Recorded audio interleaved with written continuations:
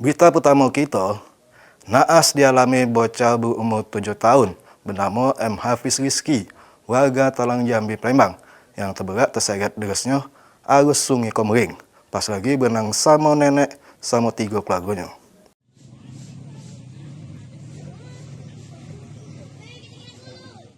Dapat laporan ada budak berumur 7 tahun terberat di Sungai Komering, Kayu Agung, Oki, pas Jumat sore.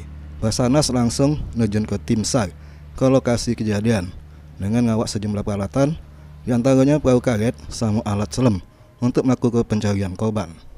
Tapi karena kondisi arus banyu sungai lagi pasang sama deras, petugas yang melakukan pencarian sejak hari Jumat belum berhasil menemukan korban. Uji keterangan dan tim Basarnas yang turun melakukan pencarian, sampai mak ini anggotanya masih terus berusaha melakukan pencarian korban. Merupakan hari kedua pencarian seorang anak atas nama M. Hafiz, umur 7 tahun, yang hilang di Sungai Komering. Pencarian kita mulai pada pukul 6 pagi tadi.